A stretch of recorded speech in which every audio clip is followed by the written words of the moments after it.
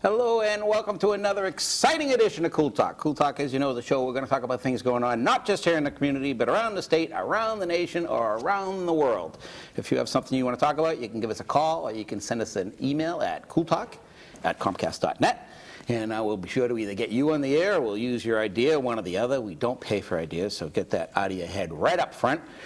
We want to thank our sponsors that help make the show come to you. We want to thank Montechusett Vending, Computers Down Under, Shan Cakes right down on Central Street in Leominster, Wildwood Farm, and of course our very first sponsor, Edward Jones Investments, right over on Adams Street in Leominster. If you have any investment questions, you can go over there and see Christina, or of course the always lovely Tracy.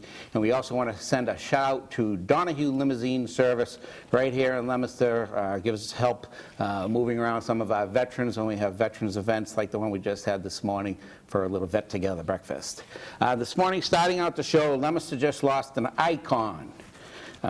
Best way to describe, I think, Alphonse Pimarini. Al's a great guy, musician, such a great talent, lifelong member of the Leominster Lodge of Elks. I met Al probably 30 years ago when I first joined the Elks.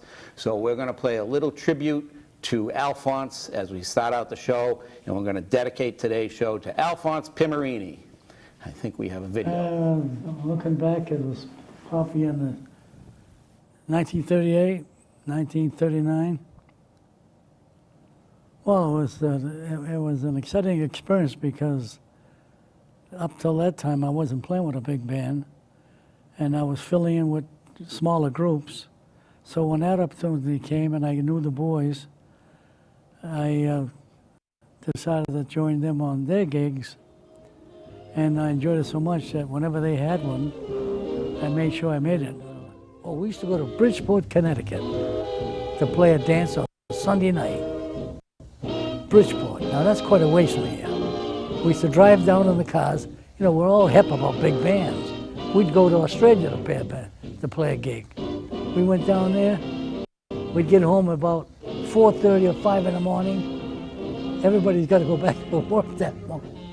So we'd go in blurry-eyed, but we went to work. Nobody ever lost a job. But they made sure they played the gig.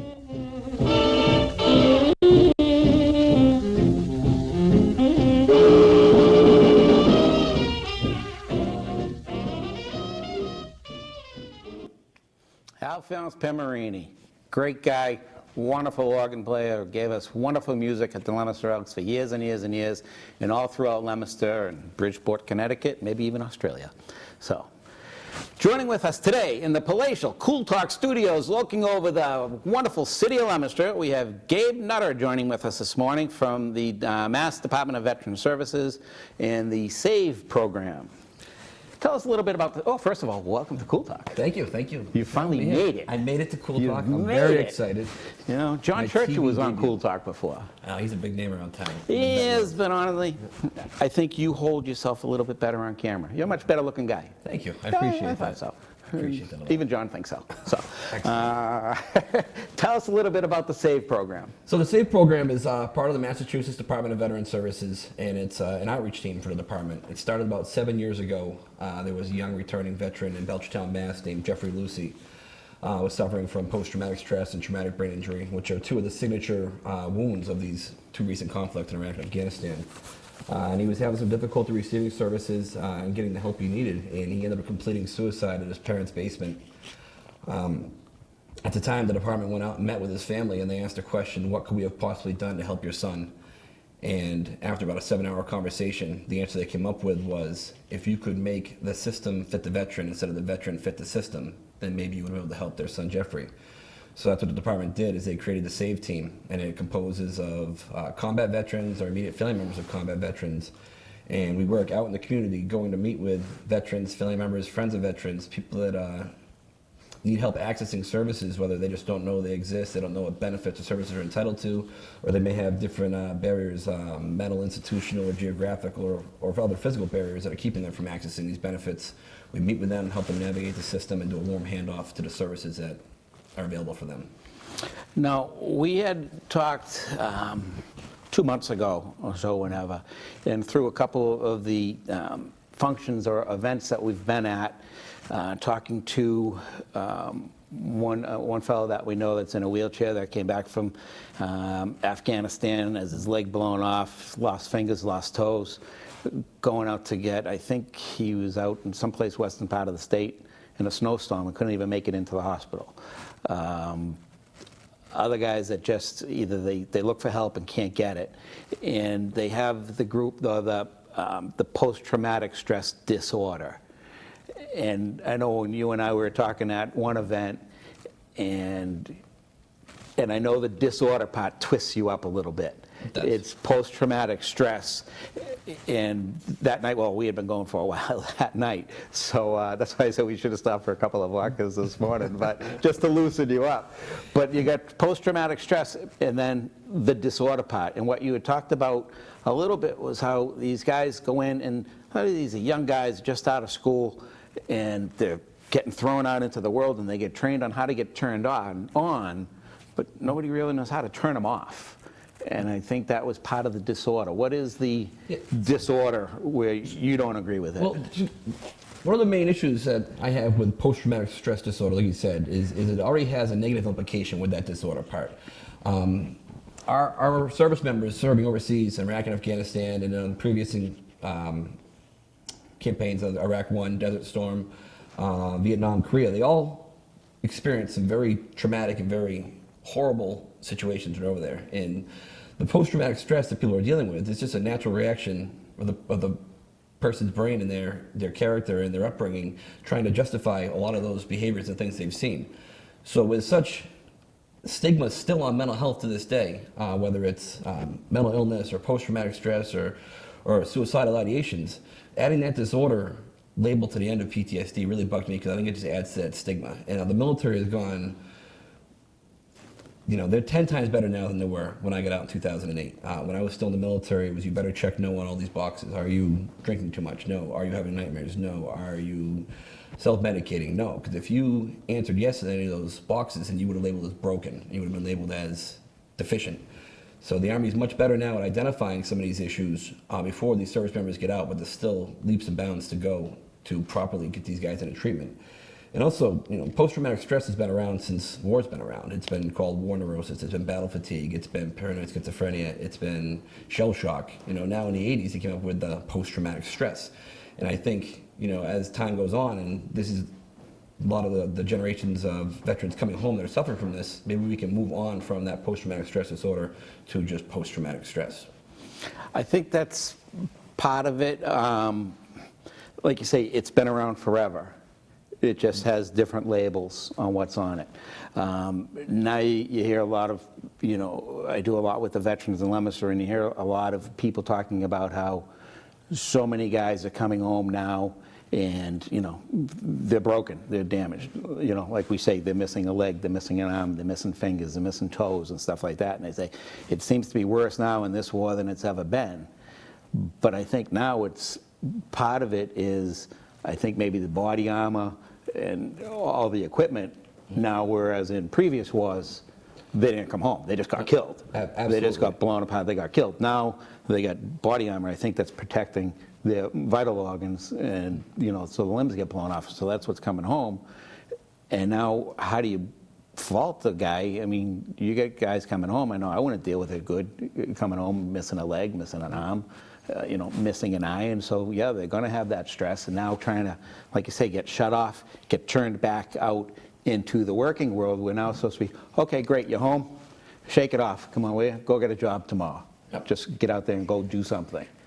And on top of, those situations, these two conflicts are the first time we've used our National Guard and the Reserve as much as we have since the Civil War. So when I was active duty, I was at Fort Hood, Texas, one of the largest posts in the country. So I came home, and I might be suffering some combat-related issues. I have every service and every benefit out there right on post that can help me. I have a great support group. Whereas when the National Guard and Reserves come home, they do a very short redeployment back to a post in the United States, and then they're sent back home to Massachusetts, where they're expected to go back to work on Monday and be the father, the mother, the sister, the brother that they were before they left, without that support that's built into those active duty posts. So it's an added stress for them and their families. Now, how would, telltale signs when somebody's coming home? Do they, I don't know what the word is, self-diagnose themselves, saying, there's something wrong, but usually I would think if you have something wrong with yourself, something that isn't right, would you even recognize it yourself, or do you need your wife, your husband, or somebody else to say, hey, Dad, you know what? You really seem to be yelling at me an awful lot more now than you did before.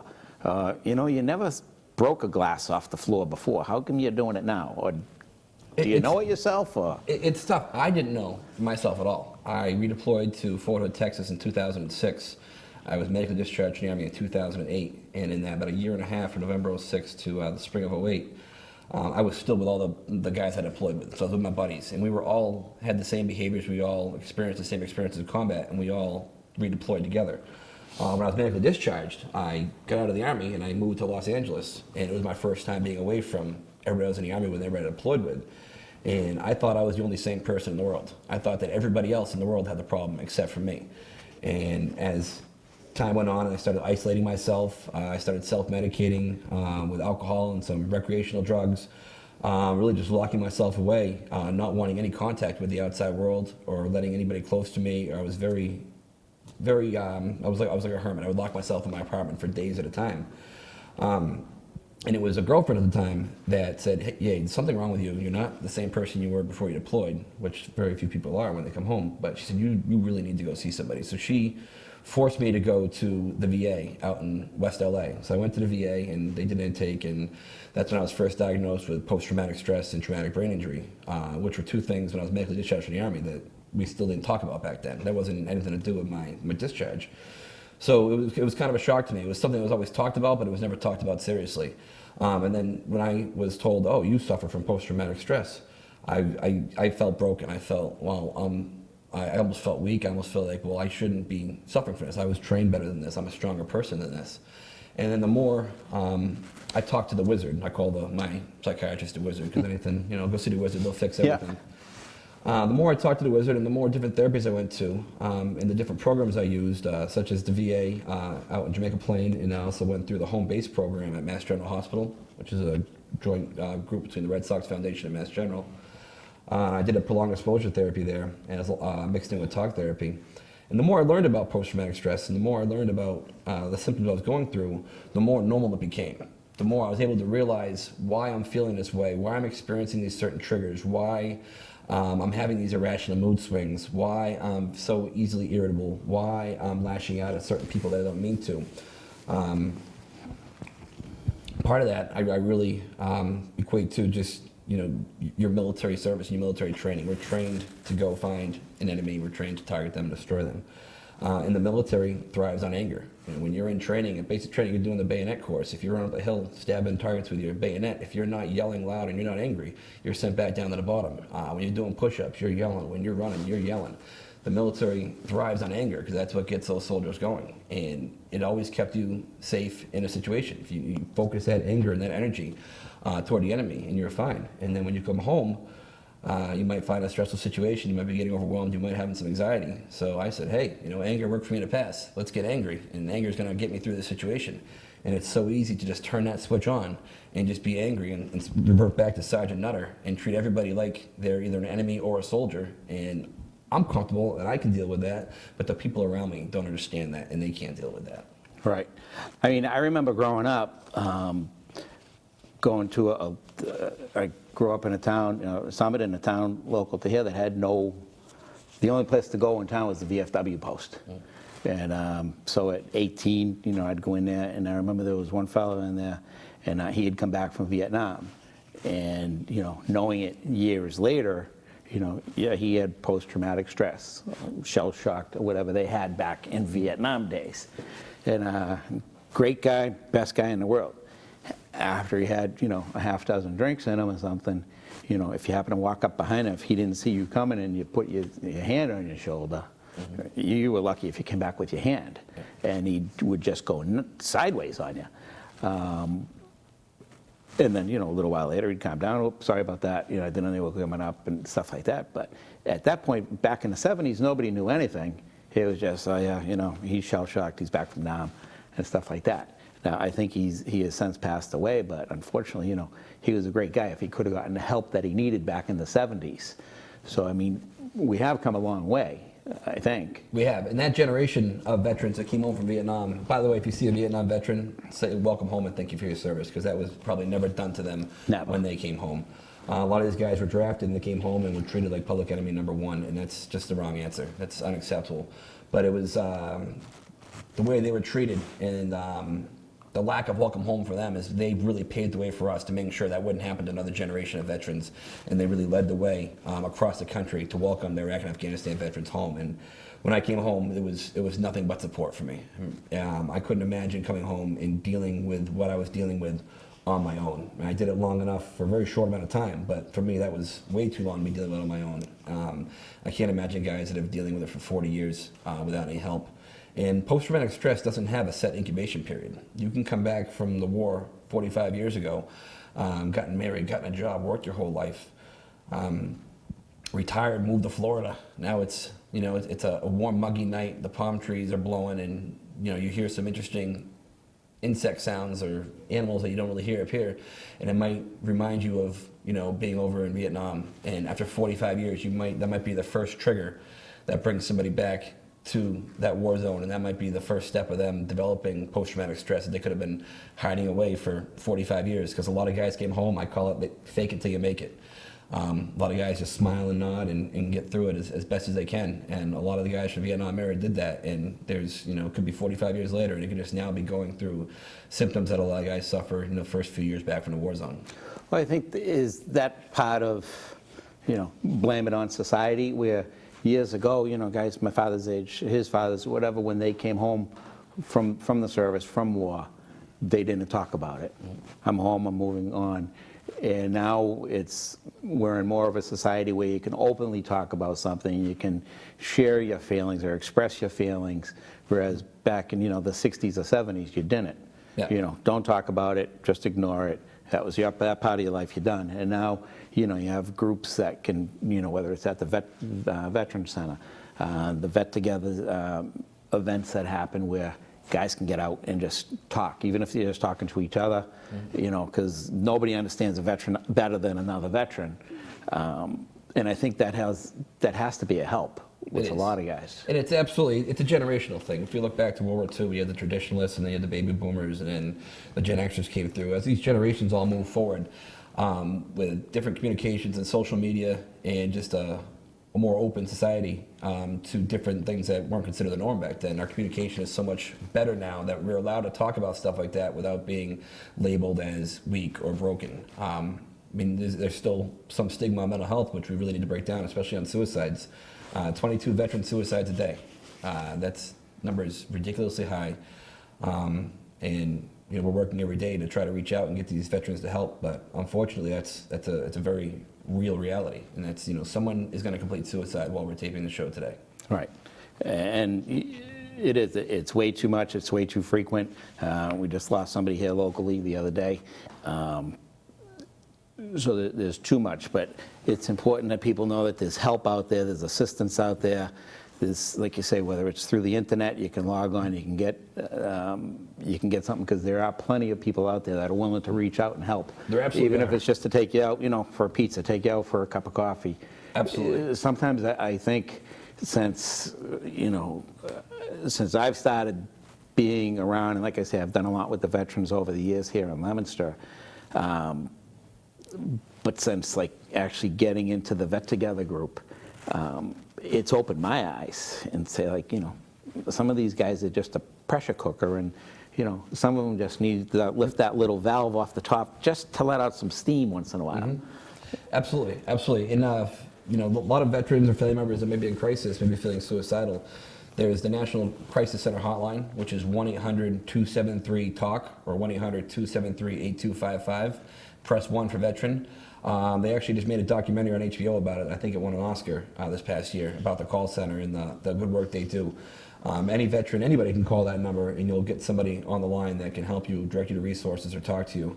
And also, don't be afraid to ask somebody if they're feeling suicidal, they feel like they're going to hurt themselves. People feel like that if you mention the word suicide, you're going to give somebody the idea, or you're going to plant it in their head, when that's not the case whatsoever. And sometimes that's just the one question somebody wants them to ask. Are you okay? Are you going to hurt yourself? Do you have a plan? Are you going to hurt somebody else?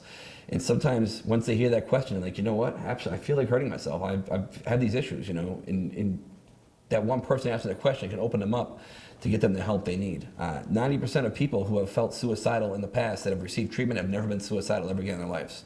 It's very fixable. It's a very reasonable, very common mental health issue, and it's very easy to fix. I just encourage anybody that if you yourself or a family member may be feeling suicidal to call that 1-800-273-TALK number, and they can link you to some services that can help them out. It's a very fixable problem.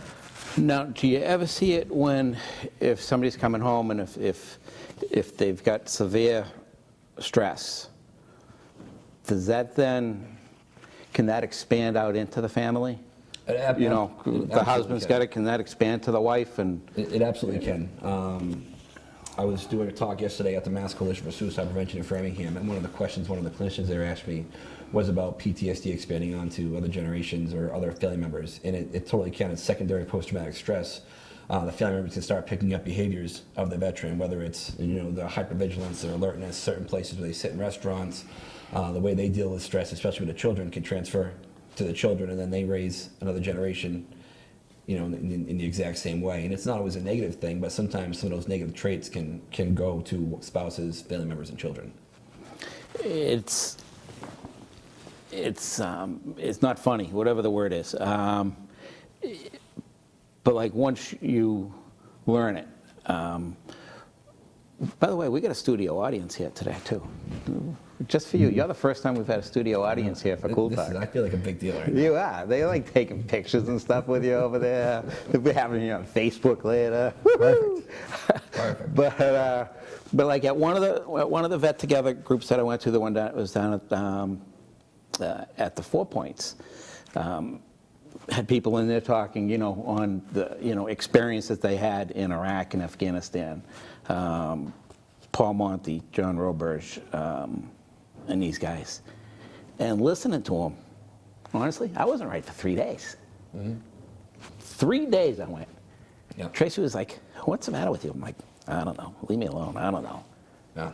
But like those stories were just embedded into my head. Mm-hmm. So then I figured we'd go out to breakfast. Yep. How was your breakfast this morning? It was delicious. Wasn't that good? It was very good. Pittsburgh Airport puts on a spread. That was good. Once a month, the first Friday of every month, we do a breakfast for local veterans, sponsored by IC Credit Union. We do it over at the Fitchburg Airport restaurant. They set us up. We had a nice table of about 20 guys this morning. Some guys from Fitchburg Fire came over, Leominster Fire, big supporters. Kathleen McGuire was there. Hi, Kathleen. Kathleen's in our studio audience today. And but no, it's always a good breakfast. It is. Always a good time. So let us know. It's on Facebook if you want to come to breakfast. You got to be a veteran. No kids. Sorry, leave your kids home. I'm not a big kid person.